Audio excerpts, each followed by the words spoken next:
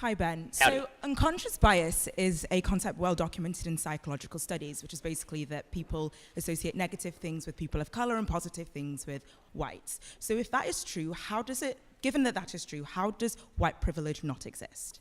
Okay, so you're asking about unconscious bias. I apologize because it's kind of echoey, but the question was, if there is unconscious bias, just to repeat it so I'm making sure I get it right, if there is unconscious bias, how does white privilege not exist? The question is, given that there is unconscious bias, how does white privilege not exist? So number one, so when I speak about white privilege, yes, so when I speak about white privilege, I'm speaking specifically about behavior. Okay, there have been no studies, and really I've looked at these studies, the connection between what they call implicit bias, this is their favorite phrase now, implicit bias, unconscious bias, and biased behavior has yet to be proven at any level that is even remotely necessary to be used in, for example, a courtroom, which is why it's never been used in a courtroom. It is also true that there is no way, there really isn't, there's been no proven way to alleviate what they call unconscious bias, which means that we're ghost hunting. So what I would suggest is that if there is unconscious bias, and I'll acknowledge the possibility or the reality of unconscious bias, if there is, then I need you to I don't care about what's in people's heads so much as what they do. So if you point me to a racist behavior, don't worry, I'll let you respond. If you point me to a racist behavior, I'm happy to stand alongside you and protest it. What I can't do is protest about things in people's head that I don't know about because I'm not a mind reader. Okay, so that's a really interesting response, and to that I have two questions. Firstly, what I've heard you say that this is something that, the way people think doesn't affect their behavior.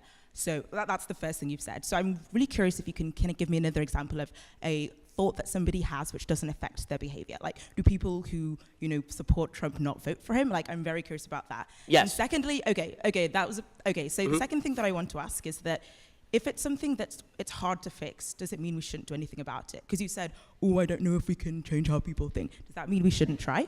I mean, first of all, not a great impression. But beyond that, my voice isn't that low.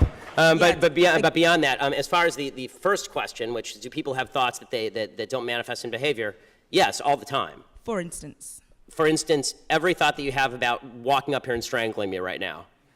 I assume like we have thoughts all the time that don't manifest in behavior, and this is true every single day. We consider thoughts that cross our minds. And the problem with unconscious bias is the idea is you don't even know that you're having the thought, right? So how can you stop it if you don't even know that you're having it? But then we should be able to gauge the unconscious bias and its impact on behavior. That's why it's unconscious bias as opposed to conscious bias. Right? The idea behind unconscious bias is that it's not even a ghost, it's a ghost of a ghost, because you don't even know you're having the thought. So people, the whole idea behind diversity training is the idea that you can retrain people to stop their chain of thought in order so that it doesn't manifest in behavior. I don't think that every thought manifests in behavior. If it did, then every time a man saw a good-looking woman walk down the street, a straight man saw a good-looking woman down the street, we'd have a real mess on our hands. So the second question, the idea was a little too broad for me to respond to, which is, just because something is tough, don't we have to face up to it? Yes, we have to face up to tough things all the time. And one of the tough things I would suggest that we face up to is that you have a lot more control over your own behavior and the decisions you make than the supposedly widespread unconscious bias of people you've never met.